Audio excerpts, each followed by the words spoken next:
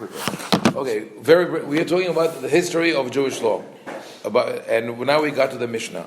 We spoke as an introduction so far, a recap about how people used to study the Torah, only the text of the Torah, alongside the oral tradition. Then the next stage was Midrash Halacha, where they looked at the pasuk and by logical analytical methods they would derive the halacha, and sometimes it was in relationship to the oral tradition.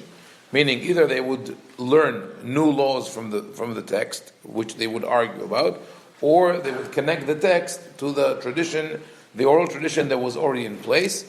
But in any case, this study went on for hundreds of years, and the material that they got from all this study was organized according to the text of the Torah.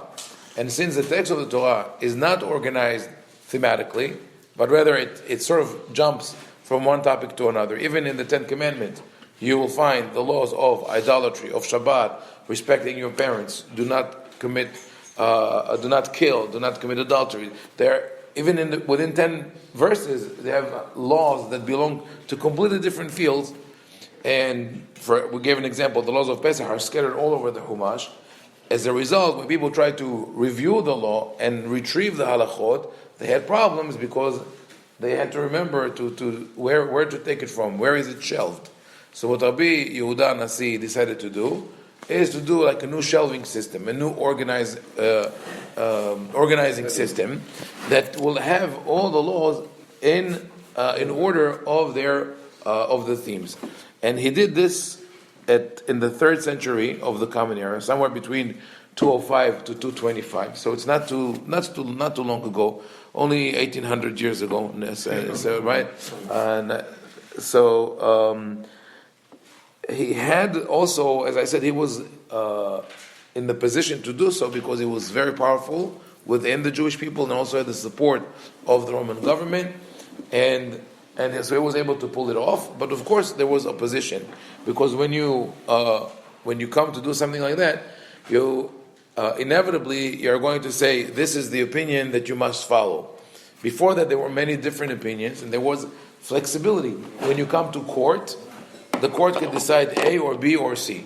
After it's written, they're going to look at the book. This is what happens today, by the way, also in the American law system, in every legal system. But that when you look at precedents, since you can pull out all the precedents from the database, so lawyers can drag cases for ages and say, okay, you have to look at this, and you have to look at this, and you have to look at that. What if you had no precedents? If you had only the biblical law, you look at the text, say, this is how I rule. You could argue with me, but eventually we get to. But if you could bring 100 sources that disagree with me, and then I could bring 100 sources that do agree with me, then you could get stuck in it. So that was the problem and the dispute around the writing of the Mishnah. In any case, Rabbi Yehuda Nasi, now we have two views, general views. I'm not going to go into detail regarding how the Mishnah was written. According to the traditional opinion that used to rule the Jewish world until about 150 years ago, Rabbi Yehuda Nasi edited the Mishnayot, meaning he called all the rabbis who had files of Mishnah or files of Halacha to his office or to his Bet Midrash, and they sat together and they reviewed everything, and then he re-edited and wrote everything A to Z. And according to that point of view, the text of the Mishnah is just like a legal document where every word, almost like the Torah, every word is there for a reason. So if it says this and that can be done, you could draw a conclusion, so the opposite cannot be done. If it says a certain number, then, for example, if you have a neighbor next to you who doesn't like you can see the fact that you can see into his property, you have to build a wall that's 4 feet tall. It means 4 feet exactly, not more. More you're not obligated, less is not enough, etc., etc. I mean, they look at every word of the Mishnah as inaccurate. Recently, in the last 150 years, but actually the knowledge existed already before, people understand more and more that the Mishnah was not written in that manner. There was no editing in the fine details. It was more like an anthology. Rabbi Yehuda Nasi called people over and they said, okay, what do you have? So people already had files. They had one chapter, two chapters, three chapters, and you put them together. And sometimes you could see the seam line, just like when you put two texts together, you put two pieces of fabric together, and you saw them, and you could see that there's a seam line there. And it's important to understand that the Mishnah had layers to understand sometimes the disputes within the Mishnah, but I'm not going to go into that now. First, just in general, what is the structure of the Mishnah? It's really very organized. It's the Mishnah is divided into 6 orders, which we call Shisha Sidrei Mishnah. Each seder, each order, deals with a different topic. And they are called appropriately Zra'im Mu'ad Nashim, Nezikim, Kodashim Teharot. The first order is the order of Zra'im. Zra'im literally means seeds. So it has to do with all the laws of agriculture and also with the laws of brachot. Even though blessings and prayers are not necessarily connected to agriculture, but since one of the reasons it was there because it didn't fit any other of the orders, but also we say the blessings for the food and fruits, so somehow it's related. The only bracha that we associate, the only blessing that we associate with a mitzvah in the Torah is Birkat Hamazon. It's taken from the pasuk ve'achalta ve'savata uverachta et Adonai Elohecha ha'aretz hatova asher natan lach. You will eat, you'll be satisfied, and then you'll say a blessing. So it is connected to working the land. That's why this tractate was put in the order of Zra'im. So each order is divided into what we call tractates, masechtot. The masechet is a collection of the laws that have to do with a certain theme. And this masechet, this tractate, is broken into chapters, and the chapter is broken into single mishnah. So, in terms of classification, think about it. You have a four-tier classification system: order, tractate, chapter, mishnah. So, when you make a reference, you could say, "I'm citing Mishnah, the second Mishnah of the first chapter of Masechet Brachot from the order Zra'im."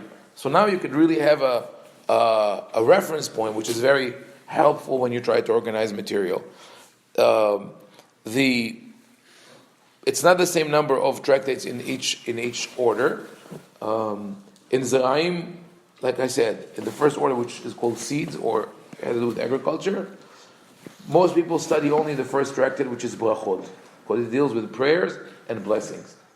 And later on, when we get to the Talmud, which is the commentary on the Mishnah, we'll see that there were two sets of commentaries called Talmud written on the Mishnah. One was written in Babylonia, and now we know it as Talmud Bavli, or just without any label Talmud.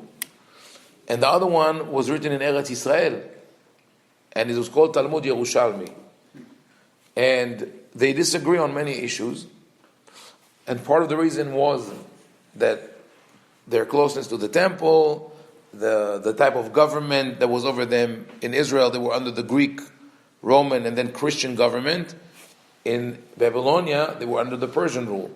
So each culture affected the way people studied and their language and all that.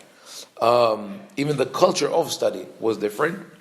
But the Talmud that was written in Babylonia that we study today, Talmud Bavli, all the laws of agriculture didn't apply in Babylonia. So they didn't write commentary on these Mishnayot. So we only have the Bavli. So the Mishnah that we have, that I said, is Berachot, and all the rest deal with the different laws of the field, the corner of the field, the 10% that you have to separate, the 7th year, etc. Then the second tractate is a second order. It's called Mu'ad. Mu'ad is in the Torah. Torah always refers to the holidays as Ele Mu'adei Adonai Mikra'i Kodesh Asher Tikre'u Otam B'Mu'adam. Right? We say Hol HaMu'ad. We still use this word. What is the meaning of the word Mu'ad? It means what? Time. It means time, but more accurate than time, an appointed time, and literally an appointment. When God tells Moshe, "I will meet you at Oel Moed," He says, "V'no'adeti lechasham." The word va'ad, we in modern Hebrew, beta va'ad, board, means the va'ad are the people who are appointed and also have to meet together. So Mu'ad literally means meeting place and time. This is where we meet with God. Excuse me. You know, Rabbi, al-Ma'id. Al-Ma'id is a meeting? To make an appointment. Okay, so there you go. So this is to make an appointment. So we make an appointment with God. Mu'ayyid. It's just to have the concept of what it means. And this order includes, of course, the laws of Shabbat. But the laws of Shabbat are so elaborate that they were broken into two different tractates. One deals with the laws of Shabbat, and one deals with the laws of Eruvin, right? And then, yes. Book of Echa, what does it mean?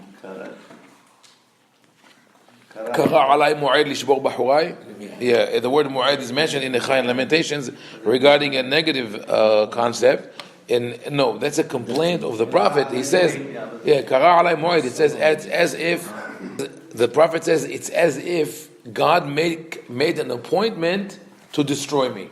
That's why it's kara alay mu'ayyid lishbor b'huray. So we have Shabbat, and obviously the Psahim, the laws of Pesach. A lot of the Mishnah, for example, that deals with the laws of Pesach, is impractical today, irrelevant, because it speaks about the sacrifices. The same is with Shekalim, the laws of how people collected the money before Pesach, and then we have the Mishnayot that deal with Yom Kippur, Yomah, Sukkah, the laws of Sukkot, Beitzah, which actually the Sephardim used to call Masechet Yom Tov, another Masechet Beitzah. Yeah, because the first Mishnah speaks about Beitzah Shenolda B'Yom Tov, an egg that was laid on Yom Tov. So could you eat it? Could you not eat it?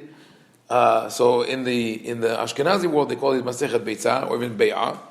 In the Sephardic world they call it Masechet Yom Tov. Many years ago, when I lived in Kiryat Gat, and we were invited after the Tefillah of Pesach, the first Yom Tov of Pesach. There was a community from Tripoli, Libya, and Jerba, Tunisia. And one of the guys says, our custom is to say Birkat Ilanot today on Yom Tov after the Tefillah. He invited us to his house. He had like a little orchard there, and there were also hens. And we passed by the hens. I see that there were eggs there. I told him, finally, after all the years that I studied in yeshiva about the egg that was laid in Yom Tov, finally I see the egg. It was like, it's a good thing. So anyway, so we have this tractate. Also, the laws deal with Rosh Hashanah, Ta'anit, all the fast days, Megillah, Purim, Moed Katan, that's mainly Hol HaMoed, but also the laws of Avelut, of mourning, and Hagigah. That's the sacrifice that used to be brought to the temple. Most of them are relevant. Parts of the Mishnah are relevant, and they are still studied today. Then we have the order of Nashim, literally women, but all that has to do with family relationships. And you have, in a way, it starts with Yevamot, the laws, the Leveret law. What happens if one of the brothers dies and he has no children, and then his wife has to marry one of the brothers? Ketubot, the laws of the Ketubah, which is the contract that is signed under the Chuppah. Nedarim and Nazir, that have to do with vows that people take upon themselves.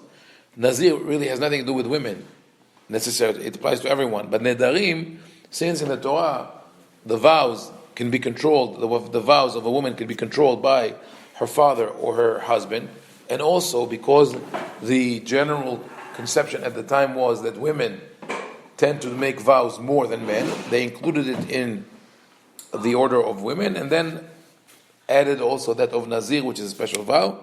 Then the laws of Sotah, the deviant woman. Then Gitin, the laws of divorces, and then the laws of Kiddushin, of marriage. Now, when you look at this from a organizational point of view, within the order, it doesn't make sense. If you want to put them in order, first you have to put Kiddushin, marriage, then Gitin, divorce, or Ketubot, which is so Sammy Ismail's why? Yeah, that's a famous joke.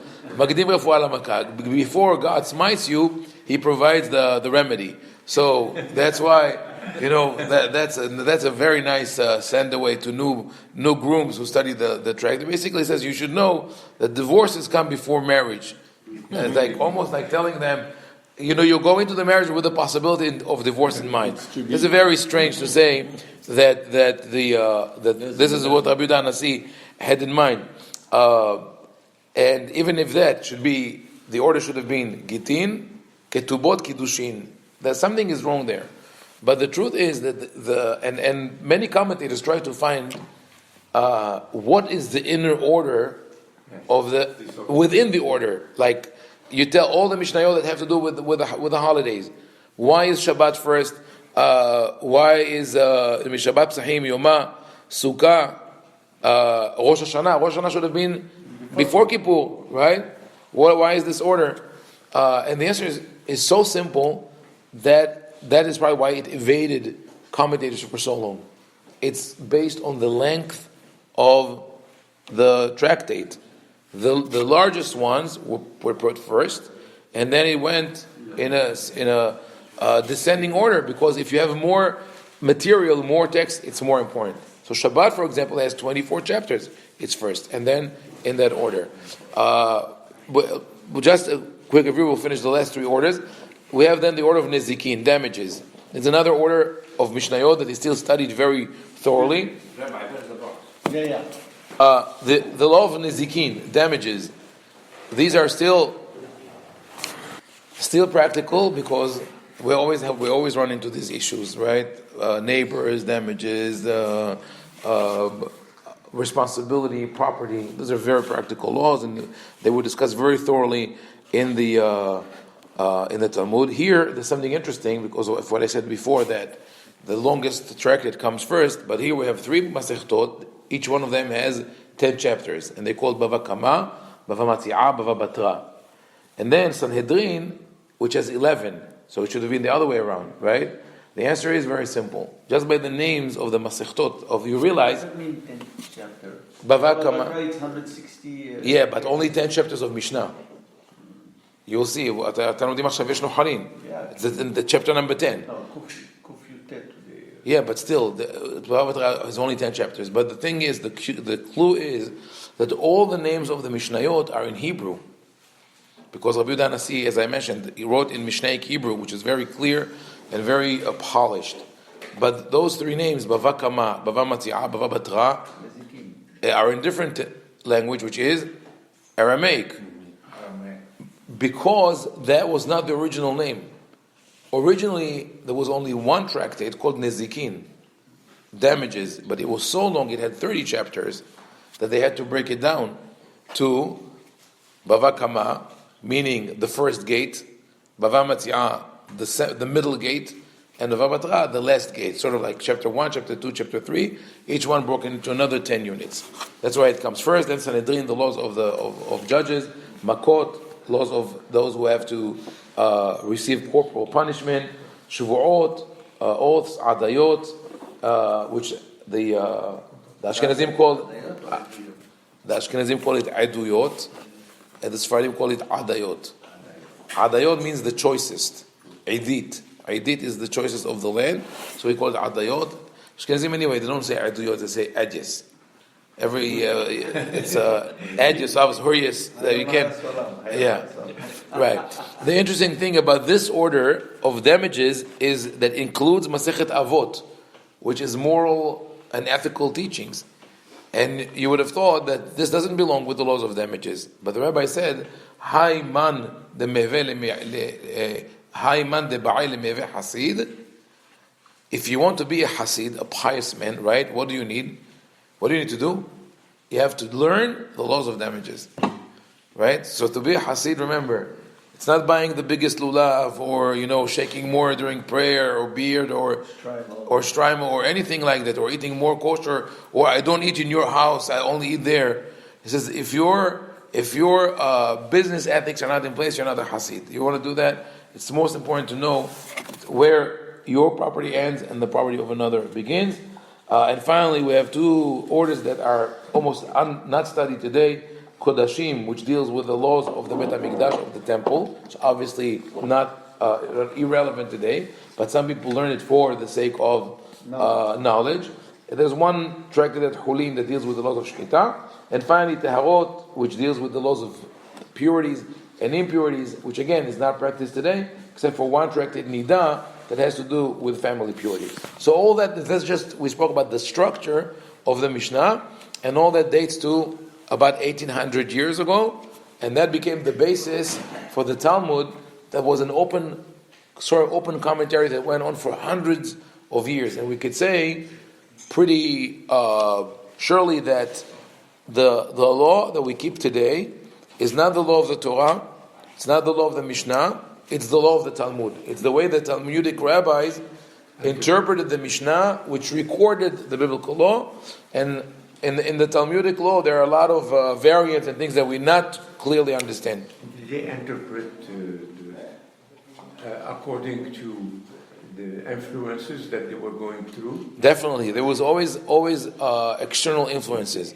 So it's a combination of what you get: tradition, Torah leMoshe Sinai, interpretation, and then response to actual problems, and we will go through B'ezrat Hashem in future classes.